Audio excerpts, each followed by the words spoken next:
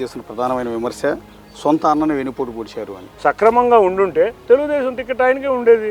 ఆయనకు చేతులారా చెడగొట్టుకుని వెనుపోటని చాలా కాలం నుంచి ఆయన వైసీపీ కోవర్ట్గా వ్యవహరిస్తున్నారు అని. నిజంగా కోవర్ట్ అని మేమందరం పార్టీ శ్రేణులతో సహా అందరం ప్రజలు కూడా అది విశ్వసిస్తున్నారు. ఒకే తల్లి పుట్టిన ఇద్దరు అన్నదమ్ములు ప్రతిరోజు ఒకరినొకరు విమర్శించుకుంటూ దూషించుకుంటూ ప్రచారం చేసుకోవాల్సిన దారుణమైన పరిస్థితి ఉంటుంది. అది బాధగా ఉండదు వ్యక్తిగతంగా మీకు? ఆయన వ్యక్తిగతంగా వెళ్తే, ఆయన ఇంకేదన్నా వెళ్తే ఆయనలో చిట్టా చాలా ఉంది. నేను ఇప్పటికీ బయటకు మాట్లాడలేదు. సర్వుల ఎఫెక్ట్ ఏమైనా కనిపిస్తుందా మీకు? చెల్లిని గౌరవించుకోలేకపోతున్నారు. చెల్లెల మీద కూడా ఇంత దారుణమైన అయ్యా, ఇంకా ప్రజలకు మీరు ఏం చెప్పబోతున్నారు? తప్పు చేసిన వారికి ప్రజాకోర్టులో మాత్రం తప్పకుండా మరో ఇంకొకసారి ప్రజాప్రతినిధి అయ్యే ఛాన్స్ లేదు.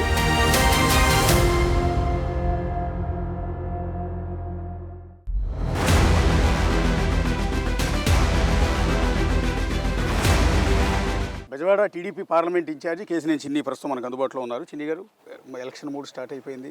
హడావిడి కూడా ఎక్కువగా మీ కాన్స్టిట్యున్సీలోనే కనపడుతుంది. మీకు ఎలా ఉంది ప్రజల నుంచి రెస్పాన్స్? ఇవాళ విజయవాడ నగరమే కాకుండా ఎన్టీఆర్ జిల్లా మొత్తం తెలుగుదేశం బ్రహ్మాండమైన రెస్పాన్స్ ఉంది. ఇవాళ అన్ని రకాల ప్రజలు, అంటే బడుగు బలహీన వర్గాలు, ఎస్సీలు, మైనారిటీలు ముఖ్యంగా తెలుగుదేశం ఓటేసి ఈ రాష్ట్రానికి పట్టిన పీడను వెలిగించుకుందాం. ఏదో ఒక్క ఛాన్స్ ప్రభుత్వం అని జగన్ గారు ఏదో ఒక్క ఛాన్స్ ఇచ్చాం. ఈ ఛాన్స్ వల్ల మన బతుకులన్నీ దారుణంగా ఉన్నాయి. కాబట్టి మన బతుకులు బాగుపడాలి అని, రాష్ట్ర ప్రజలు బాగుపడాలి, మన యువతకు ఉద్యోగాలు రావాలంటే నారా చంద్రబాబు నాయుడు గారు ముఖ్యమంత్రి అవ్వాలి. అటువంటి వ్యక్తిని ఎప్పుడెప్పుడు ఎన్నుకుందామని ప్రజలు ఆత్రంగా ఎదురు చూస్తున్నారు. ముఖ్యంగా విజయవాడ పార్లమెంట్ నియోజకవర్గంలో 7 నియోజకవర్గాల్లో ప్రజలు కూడా ఎప్పుడెప్పుడు ఎలక్షన్లు వస్తున్నాయా, ఎప్పుడు భారీ మెజార్టీతో తెలుగుదేశం అభ్యర్థులను గెలిపించుకుందామని ఎదురు చూస్తున్నారు. బెజవాడ పార్లమెంట్ అనేది గత 2 సార్లు, అంతకుముందంటే కాంగ్రెస్కు పట్టు ఉండేది, ఆ తర్వాత గత 2 సార్లు కూడా టీడీపీయే విజయం సాధించింది. సో ఇప్పుడున్న పరిస్థితిలో మళ్ళీ ఈసారి టీడీపీయే గెలుస్తుందంటానికి ఆ కాన్ఫిడెన్స్ ఎందుకని ఉంటుంది? మీరు చూస్తే విజయవాడ పార్లమెంట్ నియోజకవర్గం ఎప్పుడు ఎక్కువగా అర్బన్ పాపులేషన్ ఉన్న నియోజకవర్గం, అత్యధిక మంది చదువుకున్న వాళ్ళందరికీ రోజు కార్యక్రమాలు ఏం జరుగుతున్నాయి ఏంటి అనేది ప్రతిరోజు అర్థమవుతూ ఉంటాయి. అంతేకాకుండా ఇప్పుడు వెనకబడిన వర్గాలకు కూడా ఈ సోషల్ మీడియా వల్ల కానీ ఇంకోటి వల్ల కానీ అవేర్నెస్ విపరీతంగా పెరిగిపోయింది. ఈ పెరిగిపోయిన క్రమంలో వాడు 2014 నుంచి 19 వరకు తెలుగుదేశం ప్రభుత్వం ఏమేమి చేసింది, 2019 నుంచి 24 వరకు ఎట్లా మోసపోయాం, ఇటువంటివన్నీ వారు ఆలోచిస్తున్నారు. ఇందులో ఇక్కడ విజయవాడ పార్లమెంటు నియోజకవర్గం విజ్ఞులైన ఓటర్లు వాళ్ళందరూ కూడా ఎప్పుడు తెలుగుదేశాన్ని గెలిపిస్తున్నారు. ఇప్పుడు ఏంటంటే తేడా ఏంటి, 14 to 19 గవర్నమెంట్కి, 19 to 24 గవర్నమెంట్కి ఏంటో తేడా ఏంటో వాళ్ళకి బాగా అర్థమైంది. ఇంకా ఈసారి భారీ మెజార్టీ, అంటే రాష్ట్రంలో ఎక్కడా లేని మెజార్టీ విజయవాడ పార్లమెంట్ నియోజకవర్గంలో మనం చూడబోతున్నాం. ఇప్పుడు మీరే పోటీ చేస్తున్నారా? అంటే ఇది కొంచెం ఇబ్బందిగా ఉండొచ్చు మీకు? అధిష్టానం ఆదేశించేవి. పొత్తులు నిర్ణయం ఇంకా జరుగుతుంది, పొత్తుల డిస్కషన్ జరుగుతుంది. పొత్తుల నిర్ణయం అయినాక తెలుగుదేశం అభ్యర్థి ఎవరు అనేది మా అధిష్టానం చూసుకుంటాం. అంటే మా మీడియా సర్కిల్లో కానీ మీ పార్టీలో కానీ జరుగుతున్నది మొత్తం డిస్కషన్ కేశినేని చిన్ని ఈసారి ఎంపీగా పోటీ చేయబోతున్నారు అని. సరే, ఓకే, మీరు దాన్ని యాక్సెప్ట్ చేయకపోవచ్చు ప్రస్తుతం ఉన్న పరిస్థితుల దృష్ట్యా, పార్టీ నుంచి ఆదేశాలు రాకుండా. సరే, అది పక్కన పెడదాం. కేశినేని చిన్ని ఎంపీ అభ్యర్థిగా నిలబడితే చిన్నిని ప్రజలు ఎందుకు గెలిపించాలి? ఇవాళ ప్రజలు చెప్తున్నా కదండి, రాష్ట్ర ప్రభుత్వం గత ప్రభుత్వానికి ఈ ప్రభుత్వానికి ఉన్న తేడా. ఇవాళ మనం చూస్తే చంద్రబాబు నాయుడు గారి ప్రభుత్వంలో విజయవాడ బ్రహ్మాండమైన వైబ్రేషన్ ఉండేది. విజయవాడలో ఎన్నో పండుగలు జరిగాయి. మీరు చూస్తే నేవీ డే అనేవాళ్ళు, ఎయిర్ ఫోర్స్ డే అనేవాళ్ళు, ఇట్లా రకరకాలు చేయటమే కాకుండా ఇప్పుడు కృష్ణా పుష్కరాలు బ్రహ్మాండంగా జరిగినాయి. ఎన్నో ఫ్లైఓవర్లు వచ్చినాయి, ఎన్నో రోడ్లు వచ్చినాయి. చెప్తే 2014 నుంచి 19 మధ్యలో 34 రోడ్లు డబల్ రోడ్లు అయినాయి. మీరు చూస్తే విజయవాడ అభివృద్ధి అనేది 14-19 మధ్య ఒక నవశకం. 19 నుంచి ఇప్పుడు వరకు ఒక్క రోడ్డు కాదు కదా, ఒక్క గుంట పూర్తిన పాపాన్ని కూడా లేదు. మనం రూరల్ ప్రాంతానికి వెళ్తే ఎక్కడ చూసినా కార్లు కానీ ఇది కానీ దారుణంగా ఉన్నాయి. అసలు ముందు విజయవాడ ఆటోమొబైల్ ఇండస్ట్రీకి ముందు ఆటోమొబైల్ ఇండస్ట్రీ అంటేనే విజయవాడ గుర్తు. అటువంటి చోట ఎన్నో లారీలు, బస్సులు, ట్రాక్టర్లు ఇటువంటి ఎన్నో ఉంటాయి. ఇక్కడ నిజంగా వాటిని వాడాలంటే వాళ్ళ రోడ్ల పరిస్థితి చూస్తుంటే ఈ యాక్సిల్ కాదు, చాసిస్ కూడా విరిగిపోయే పరిస్థితి, అంత దారుణమైన పరిస్థితి మొత్తం. అంతేకాకుండా 14 నుంచి 19 వరకు ఎన్నో భవన నిర్మాణాలు జరిగినాయి. భవన నిర్మాణ కార్మికులు కానీ, అంటే ఒకదానికి ఒకటి కనెక్టెడ్. ఇవాళ ఆటోమొబైల్ ఇండస్ట్రీ ఉంది, లారీలు ఐరన్ లోడ్ తేవచ్చు, ఇసుక తేవచ్చు, ఇంకోటి తేవచ్చు, తర్వాత భవన నిర్మాణం జరగాలి, నిర్మాణ కార్మికులు ఉంటారు, ఇట్లా ఎన్నో రకాలుగా వాళ్ళందరికీ బ్రహ్మాండంగా ఉండేది 14 నుంచి 19 దాకా. ఇవాళ ఎవరైనా కొత్త భవనం నిర్మించే వాళ్ళే లేరు, ఉన్న భవనాలకి అద్దెకిచ్చే పరిస్థితులు. మీరు చూస్తే ఆ రోజు జరిగిన రికార్డు స్థాయిలో నిర్మాణాలు జరిగినాయి. అంటే వాళ్ళకి రోజువారీ జీవనోపాధి కార్మికులందరికీ పోయింది. మీరు చూస్తే మొన్న ఒకరోజు ఐరన్ యార్డ్కి వెళ్ళాం. ఐరన్ యార్డ్లో చెప్తున్నారు వాళ్ళు, సార్ ఇదివరకు 1000 రూపాయలు వచ్చేదండి, ఇప్పుడు 400 రూపాయలు కూడా మేము రావట్లేదు, ఇంత దారుణమైన పరిస్థితులు మాకు ఉన్నాయండి, మేము అన్నా క్యాంటీన్ కోసం వెళ్తే ఏంటని అడిగితే, అంటే ఒకదానికి రిలేటెడ్. మీరు భవన కార్మికులే కావచ్చు, ట్రాన్స్పోర్ట్ కార్మికులు కావచ్చు, ట్రాన్స్పోర్ట్ రంగం కావచ్చు, ఆటోమొబైల్ రంగం కావచ్చు, లేకపోతే హోటళ్ళు కావచ్చు, లేకపోతే ఇవాళ బట్టల షాపులు కావచ్చు, ఎవరి దగ్గర డబ్బులు లేవు. డబ్బులు అనేది ఓన్లీ 3 జంతకే వెళ్తుంది, ముఖ్యమంత్రి అనుచరులు 3 జంతకే వెళ్తుంది. కాబట్టి ఎవరి దగ్గర డబ్బులు వాళ్ళు చూస్తే వైన్ షాపులు గవర్నమెంటే, అంటే వాళ్ళే, ఇసుక వాళ్ళే, మైనింగ్ వాళ్ళే, ఏ రంగం చూసినా వాళ్ళు తప్పితే ప్రజల చెంతన ఏది లేదు. కాబట్టి చాలా బాధల్లో ఉన్నారు. అంతేకాకుండా కార్మికులు బాధల్లో ఉన్నారు. రోజువారీ కార్మికులు ఎక్కువ విజయవాడ నగరంలో. అటువంటి వారందరూ చాలా ఇబ్బందుల్లో ఉన్నారు. కాబట్టి వాళ్ళందరికీ తెలుసు చంద్రబాబు నాయుడు గారి ప్రభుత్వంలో ఎట్లా ఉన్నాం, ఏం చేసాం. రేపు రాబోయే రోజుల్లో మనకు అమరావతి రావాలి, మనకు రాజధాని రావాలి, మన పిల్లల భవిష్యత్తు ముఖ్యం. ఒక్కళ్ళ ఉద్యోగాలకి మీరు చూస్తే ఇవాళ మన రాష్ట్రంలోనే కాదు, ఎన్నెన్నో రాష్ట్రాలకు వెళ్ళిపోతున్నారు మన రాష్ట్ర యువత. ఇప్పుడు ఉన్న యువత అంతా, మిగిలిన యువత అంతా గంజాయి మత్తులో ఉంటున్నారు. కాబట్టి వారందరికీ చంద్రబాబు నాయుడు గారు ముఖ్యమంత్రి అయితేనే దశ నిర్దేశం. యువశక్తి వాళ్ళ కాళ్ళ మీద వాళ్ళు నిలబడే శక్తి చంద్రబాబు నాయుడు గారు. మీరు చూస్తే ఎన్నో సంఘాలు, కాపు కార్పొరేషన్ అన్నారు, బీసీ సంఘం, ఎన్నో లోన్లు ఇచ్చాం. ఆ టైంలో విదేశీ విద్య, ఒక కాపు కార్పొరేషన్ ద్వారా ఎంతోమంది విదేశీ విద్యకి వెళ్ళారు. అంతేకాకుండా బీసీ కార్పొరేషన్ ద్వారా ఎంతోమంది వెళ్ళారు. ఎస్సీ కార్పొరేషన్ ద్వారా చాలామంది స్వయం ఉపాధి, అంటే కార్లు కొనుక్కుని ట్యాక్సీల కింద తిప్పడం, ఇట్లా ఎన్నో చేశారు. వాళ్ళ కార్పొరేషన్ ఉన్నాయి, ఒక్కదానికి నిధులు లేవు. ఇటువంటి ఎన్ని చెప్పుకున్నా కూడా చాలా దారుణాలు ఉన్నాయి. ఎస్సీలు ఉన్నాయి, 27 పథకాలు రద్దు చేసింది ఈ గవర్నమెంట్. కాబట్టి వీళ్ళందరూ వ్యతిరేకుతున్నారు. దానితో పాటు ఇవాళ ఎవరైతే క్రమశిక్షణ గల వాళ్ళు ఉన్నారో అటువంటి వారిని కార్యకర్తలు ఆదరిస్తున్నారు. ఇవాళ వచ్చారు కృష్ణా జిల్లాలో ముఖ్యంగా చాలామంది సీట్ రాదనేపాటికి ఫ్యాషన్ అయిపోయి వెళ్ళిపోయి చంద్రబాబు నాయుడు గారిని విమర్శిస్తారు. ఇప్పుడు 9.5 సంవత్సరాలు కొంతమంది ప్రజాప్రతినిధులు మాతోనే ఉన్నారు. వారు ఏం చేస్తున్నారు, వాళ్ళు ప్రజల్లో తిరగట్లేదని చంద్రబాబు నాయుడు గారు కోపపడితే దాన్ని తట్టుకోలేక బయటికి వెళ్ళిపోతారు. కాబట్టి వెళ్ళిపోయి పార్టీని విమర్శిస్తారు. మరి ఇన్ని రోజులు 9.5 సంవత్సరాలు గుర్తురాని థింగ్స్ వాళ్ళు గుర్తొస్తాయి. కాబట్టి ప్రజలు అన్నీ గమనిస్తున్నారు. ఇవన్నీ గమనించి ఎవరైతే క్రమశిక్షణ గల కార్యకర్తలు ఉన్నారో, ఎవరైతే సేవాభావంతో ఉన్నారో, ఎవరైతే ప్రజల్ని ప్రతిపక్షంలో ఉన్నప్పుడు కూడా ప్రజలను సేవ చేశారో అటువంటి వ్యక్తులను గెలిపించుకుంటారు విజయవాడ ప్రజలు. కాబట్టి ఎట్టి పరిస్థితుల్లో తెలుగుదేశం పార్టీ విజయవాడలో ఘన విజయం సాధించబోతుంది. ఇందాక నుంచి ఇవన్నీ చూస్తున్నామండి, అంటే డిస్ట్రిబ్యూట్ చేస్తున్నారు మొత్తం జనాలందరికీ. అంటే ఏమిటంటే మీరు కరోనా వచ్చిన కాడి నుంచి చిన్న చిన్న వ్యాపారస్తుల పరిస్థితి చాలా దారుణం అయిపోయింది. ఇవాళ తోపుడు బళ్ళు ఉన్నాయి, లేకపోతే ఇంకోటి ఉంది, అన్నా క్యాంటీన్లు ఉన్నాయి. నిజంగా అన్నా క్యాంటీన్లు ఇదివరకు తెలుగుదేశం ప్రభుత్వంలో మీకు చూస్తే 5 రూపాయలకి భోజనం పెట్టేవాళ్ళు. అంటే నెలకి 450 రూపాయలు, పొద్దున బ్రేక్ఫాస్ట్, మధ్యాహ్నం భోజనం, సాయంత్రం భోజనంతో ఒక పేదవాడి బతుకు కడుపు నింపేవాళ్ళు. ఆయన ప్రభుత్వం రాగానే అన్నా క్యాంటీన్లు రద్దు చేశారు.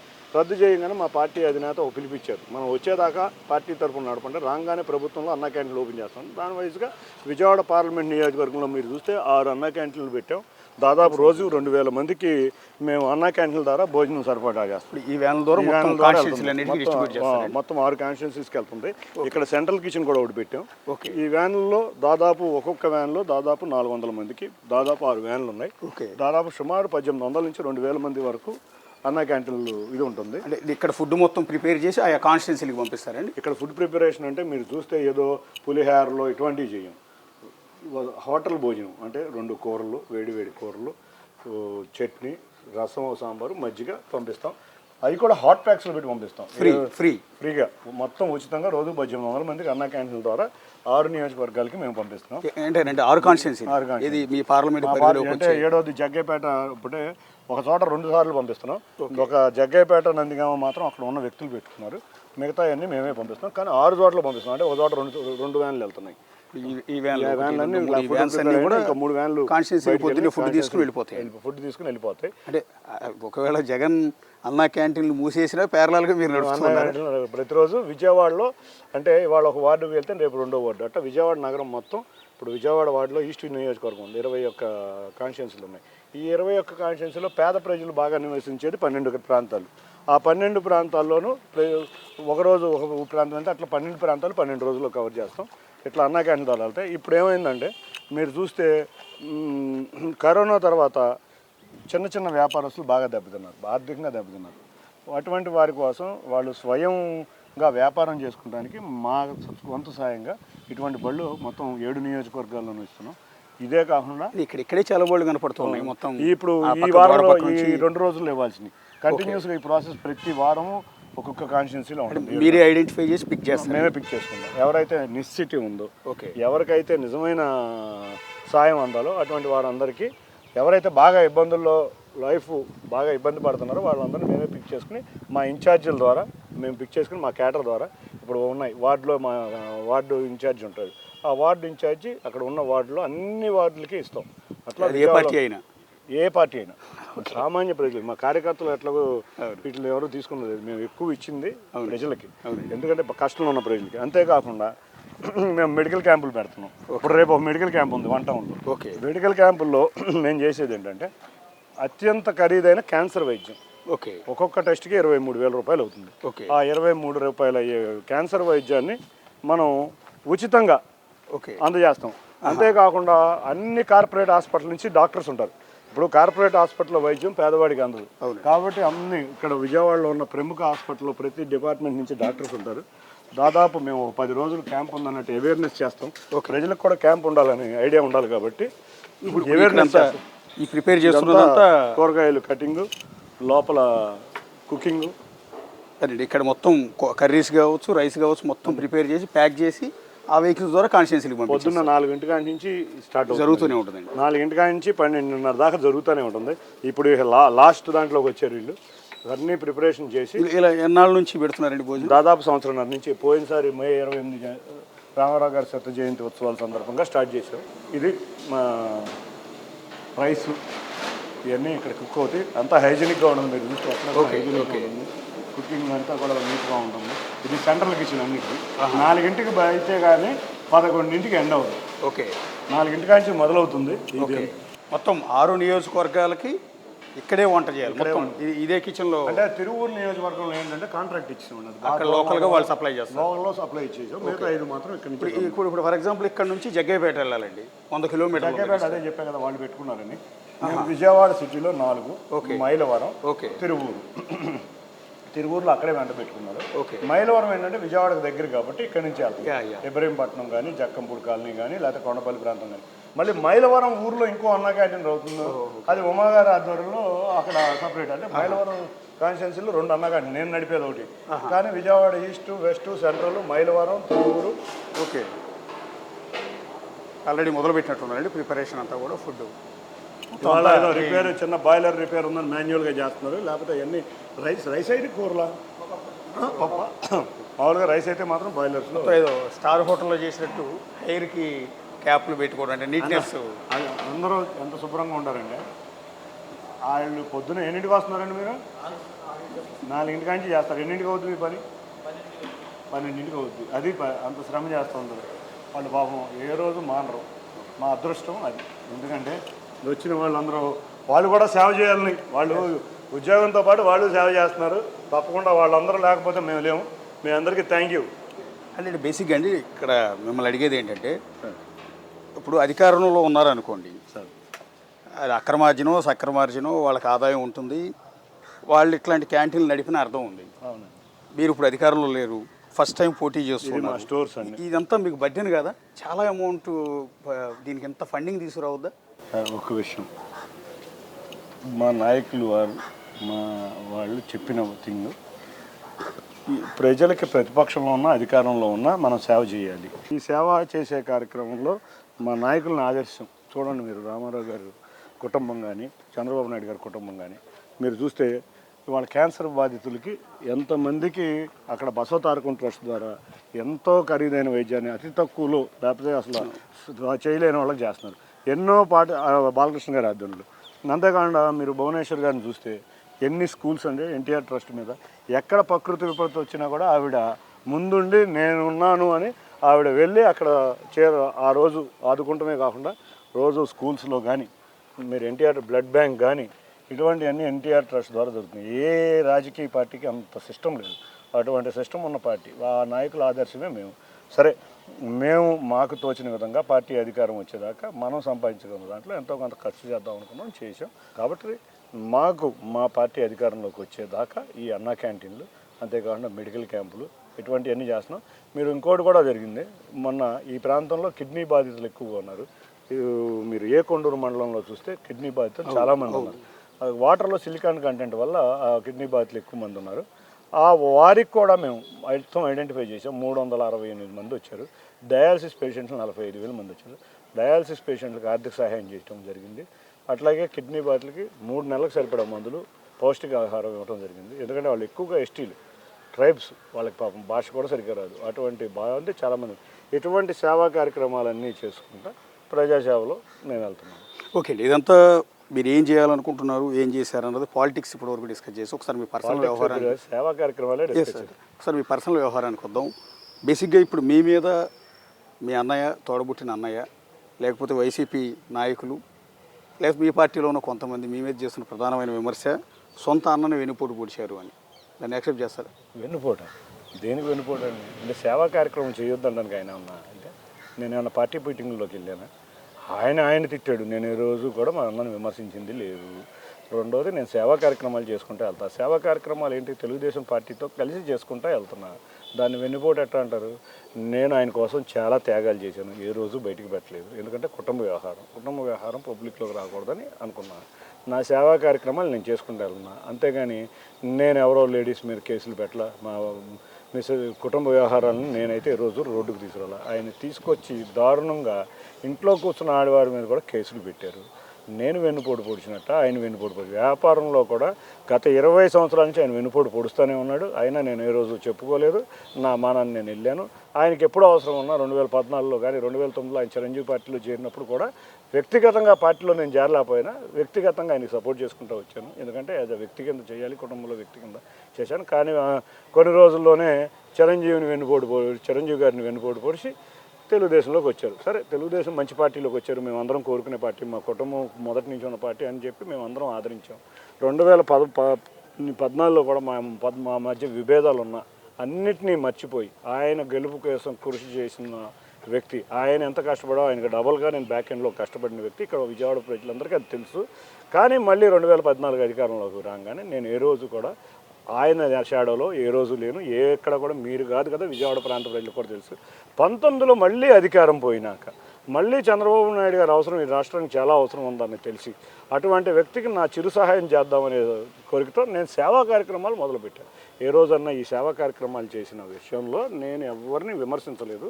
కాకపోతే అందరినీ కలుపుకుంటా. అంటే ఆయనకి నాకు చాలా వ్యక్తిగత విభేదాలు ఉన్నాయి కాబట్టి వాళ్ళని కలుపుకోకపోవచ్చు. కానీ తెలుగుదేశంలో ప్రతి ఒక్క నాయకుడికి ఇవ్వాల్సిన ఇంపార్టెన్స్ ఇచ్చి నేను కలుపుకుంటా వెళ్ళి నా సేవా కార్యక్రమాలు తెలుగుదేశానికి ఉపయోగపడేలాగా, అక్కడ ఉన్న అభ్యర్థులకు ఉపయోగపడేలాగా, అక్కడ ఉన్న గ్రామ కమిటీలకు ఉపయోగపడేలాగా నేను చేసుకుంటూ వెళ్ళాను. అందులో వెన్నుపోటు ఏముంది? దీన్ని వెన్నుపోటు అంటారు. ఆయన సక్రమంగా ఉండుంటే తెలుగుదేశం టికెట్ ఆయనకే ఉండేది. ఆయనకు చేతులారా చెడగొట్టుకుని వెన్నుపోటు అని ఆయన నన్ను వ్యాపారంలో వెన్నుపోటు పొడిచాడు, చిరంజీవి గారిని వెన్నుపోటు పొడిచాడు.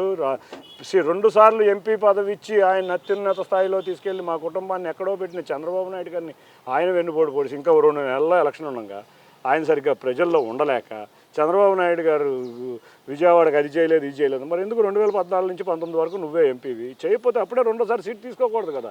పోనీ ఇవాళ వరకు ఎందుకు విమర్శించలేదు? నువ్వే జగన్ని చండాలంగా మాట్లాడావు, నీ ఇష్టం వచ్చినట్టు మాట్లాడావు. ఇవాళ ఏంటంటే ఇది ఒక ఓసరవెల్లి రాజకీయాలు చేయొద్దని మా సోదరుడికి మీ ద్వారా హితవు చేస్తాను. అంటే బేసిక్గా ఆయన రీసెంట్గా పార్టీ నుంచి బయటకు వెళ్ళిపోయినప్పుడు ఇది పాడిందే పాట, మళ్ళీ మీరు చెప్పి ఉన్నారు, మళ్ళీ అడుగుతున్నాను. పార్టీ నుంచి బయటకు వెళ్ళినప్పుడు మీ మీద పర్టికులర్గా చేసిన విమర్శ, నా తమ్ముడిని తీసుకొచ్చి నా మీదే ప్రయోగించారు. అంటే చంద్రబాబు నాయుడు, లోకేష్, నా పక్కనున్న నా అనుచర గణాన్ని మొత్తం కూడా నా తమ్ముడు లాక్కు వెళ్ళిపోయాడు. నాకు పేర్లాలుగా ఒక ఆఫీస్ ఏర్పాటు చేసి నన్ను దెబ్బకొట్టే ప్రయత్నం చేశాడు కాబట్టి నేను పార్టీ నుంచి బయటకు వెళ్ళాను. అంటే మీ వల్లే పార్టీ నుంచి బయటకు వెళ్ళిపోయారు, మిమ్మల్ని వాళ్ళు ప్రయోగించారు అని కదా ఆయన చేసినారు. ఏమంటే 2014 నుంచి 19 దాకా 14 ఎలక్షన్లో ఉన్నా, ఏ రోజు నేను లేను. నీ చేతిలోనే పార్టీ ఉంది. 2019లో కూడా నువ్వు ఎంపీ కింద గెలిచావు. 2019 కార్పొరేషన్ ఎలక్షన్ జరిగినాయి.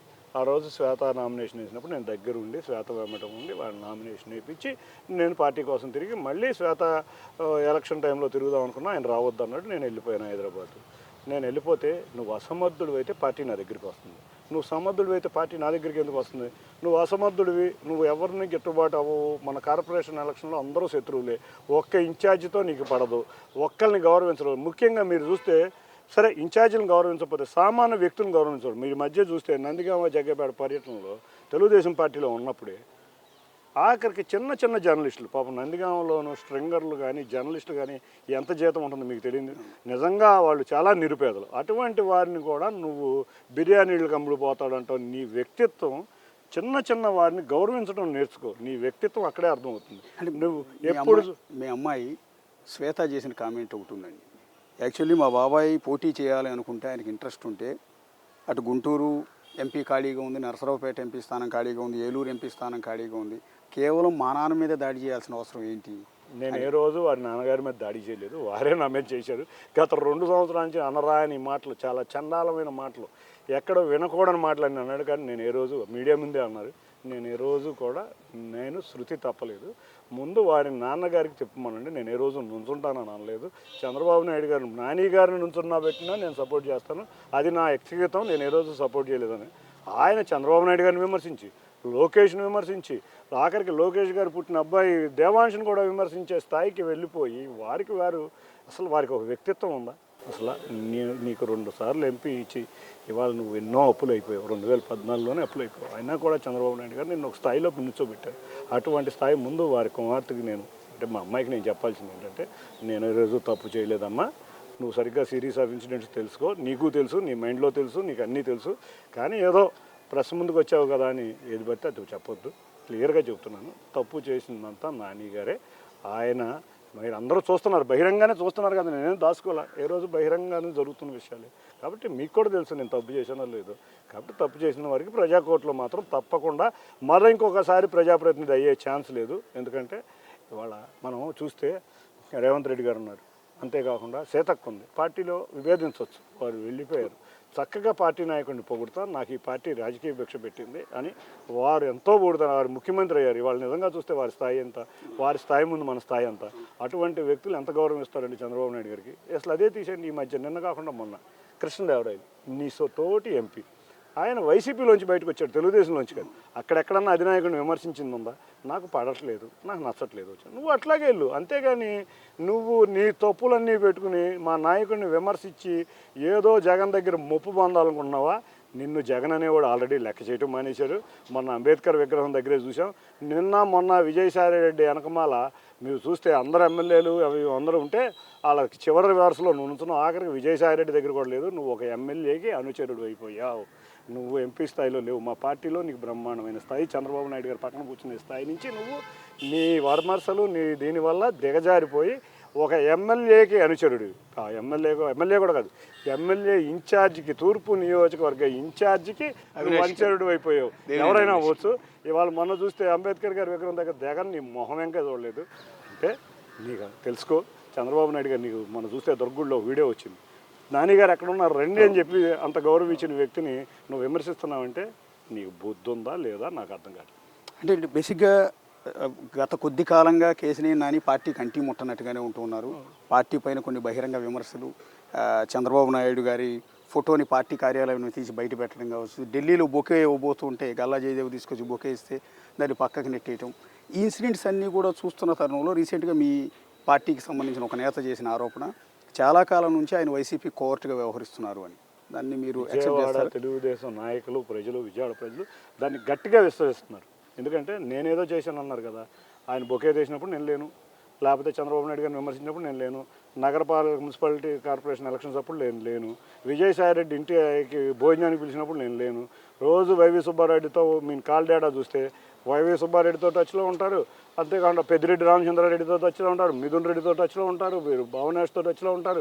మీరు ఏ రోజు తెలుగుదేశం ఇన్ఛార్జిని పొగిడింది లేదు. ఎంతసేపు వెళ్ళి ఎమ్మెల్యేలని, వైసీపీ ఎమ్మెల్యేలు ఎవరైతే దోసుకుంటున్నారో వాళ్ళందరూ గొప్ప అని విమర్శిస్తున్నారు. కాబట్టి ఇదంతా కోర్టు ఆపరేషన్. మనందరికీ గత 4 సంవత్సరాల నుంచి అర్థమవుతుంది. ఈయన ఉద్దేశం తెలుగుదేశాన్ని ధ్వంసం చేయటం, జగన్ దగ్గర ఏదన్నా కోవర్ట్ ఆపరేషన్ చేసి ఏమన్నా ఆస్తులు ఏమైనా సంపాదించుకున్నాడేమో మరి మనకు తెలియదు. నిజంగా కోవర్ట్ అని మేమందరం పార్టీ శ్రేణులతో సహా అందరం విజయవాడ ప్రజలు కూడా అది విశ్వసిస్తున్నారు. ఇప్పుడు రేపు పొద్దున మీకు MP seat Telugu Desam party allot చేసింది అనుకుందాం, మీరే బరిలోకి దిగారు అనుకుందాం, మీరు యాక్సెప్ట్ చేయట్లేదు కాబట్టి చెప్తున్నా. సో అటువైపున వైసీపీ నుంచి కేసినేని నాని గారు పోటీ చేస్తారు. అటు కేసినేని నాని, ఇటు కేసినేని చిన్ని. ఒకే తల్లికి పుట్టిన ఇద్దరు అన్నదమ్ములు ప్రతిరోజు ఒకరినొకరు విమర్శించుకుంటూ దూషించుకుంటూ ప్రచారం చేసుకోవాల్సిన దారుణమైన పరిస్థితి ఉంటుంది. సార్, అది బాధగా ఉండదు వ్యక్తిగతంగా మీకు? నేను ఆయన వ్యక్తిగతంగా వెళ్ళనంతసేపు నేను వ్యక్తిగతంగా వెళ్తాను, నా పాలసీస్ మీదే వెళ్తాను.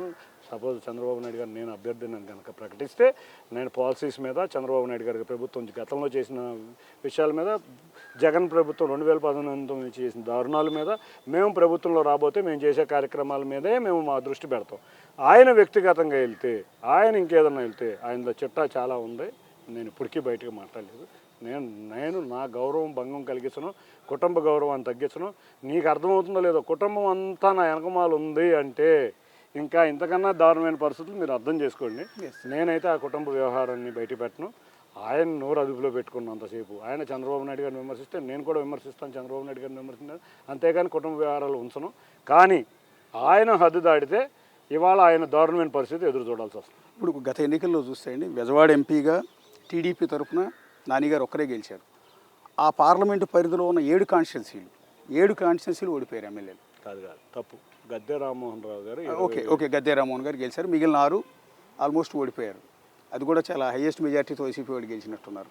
సో ఆ పరిస్థితి నుంచి 6 గెలిపించడానికి, సరే గద్దె రామ్మోహన్ గారి పక్కన పెడదాం, మిగిలిన 6 కాన్స్టిట్యున్సీల అభ్యర్థులను గెలిపించడానికి మీరు ఈసారి ఎలా ప్రిపేర్ చేసుకుంటూ ఉన్నారు? ఒక విషయం అండి, అంటే అంత బలపడిందా ఈ 5 ఏళ్లలో? ఎక్కడా కూడా పెద్ద మెజార్టీలు రాలే. విజయవాడ ప్రాంతంలో 5,000, ఒక చోట అయితే 25 ఓట్లు, ఒక చోట అయితే 5,000 ఓట్లు, 4,000 ఓట్లు, ఒక చోట 2,000 ఓట్లు, ఇట్లాగనే గెలిచింది వైసీపీ. అంతేకాకుండా గద్దె రామ్మోహన్ రావు గారికి 18,000 మెజార్టీ వచ్చింది ఆ రోజు. ఈయనకి వచ్చింది 7,000. అంటే గద్దె రామ్మోహన్ రావు గారు గెలవటం వల్ల, గద్దె రామ్మోహన్ రావు గారి గెలుపు వల్ల ఈయన గెలిచారు. తప్పకుండా ఇవాళ ప్రజల్లో భారీ మార్పు ఉంది. అందులో జనసేన కూడా ఒకటి యాడ్ అయింది. మాకు ఎక్కడైనా తెలుగుదేశం జనసేన అభ్యర్థులు మొత్తం అబౌవ్ 58 to 60% ఆఫ్ ఓటింగ్ విజయవాడలో ఉన్న అన్ని అసెంబ్లీ నియోజకవర్గాల్లోనూ పోల్ అవబోతుంది. అత్యంత భారీ మెజార్టీ. ఏదో వాళ్ళకి మళ్ళీ 2,000, 25 ఓట్లు అట్లా గెలవు. అత్యంత భారీ, ఏ నియోజకవర్గం అయినా 10,000 తక్కువ కాకుండా మెజార్టీతో గెలవబోతున్నాం. ఓకే అండి, బేసిక్గా జనసేనతో పొత్తు అనేది టీడీపీకి అడ్వాంటేజ్ అనుకుంటూ ఉన్నారా?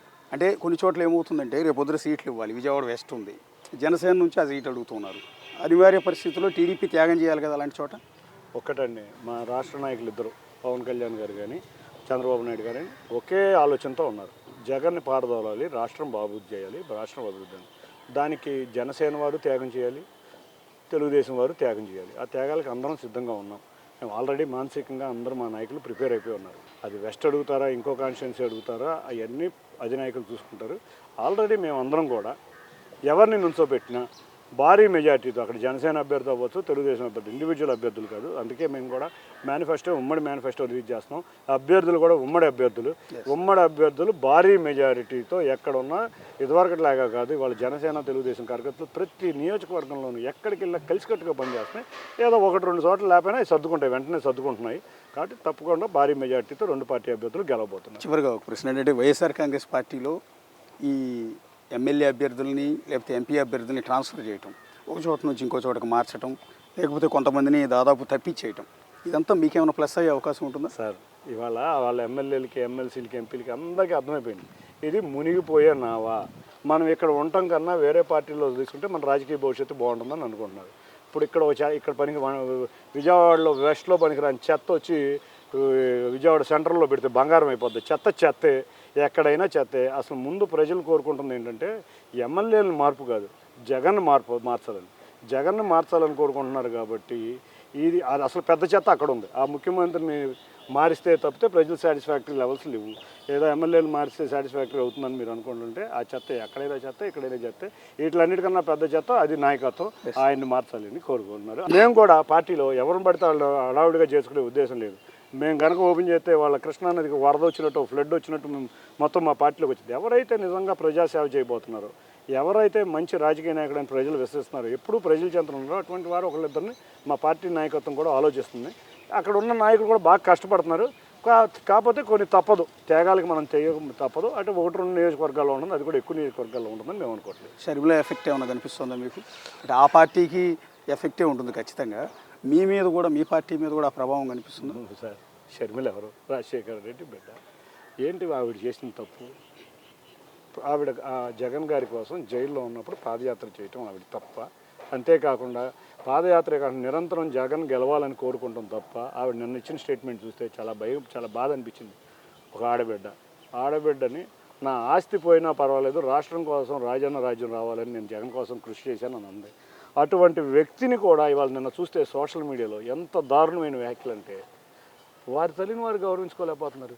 ఇదో నాకు అర్థం కావట్లేదు. చెల్లిని గౌరవించుకోలేకపోతున్నారు. చెల్లెల మీద కూడా ఇంత దారుణమైన అయ్యా, ఇంకా ప్రజలకు మీరు ఏం చెప్పబోతున్నారు? అంటే ఆవిడ మీ చేతిలో మనిషి, మీరు ప్యాకేజ్ ఇచ్చారు, ఆవిడ ప్యాకేజ్ స్టార్ అంటూ ఉన్నారు. చంద్రబాబు నాయుడు దగ్గర ప్యాకేజ్ పనిచేస్తుంది, మీరు రాజశేఖర్ రెడ్డి బిడ్డ ఒక ప్యాకేజ్ స్టారా? ఇంతకన్నా దారుణమైన వ్యాఖ్యలు ఏమైనా ఉంటాయా? అసలు సొంత చెల్లెల్ని ప్యాకేజ్ అంటాం ఏంటండి?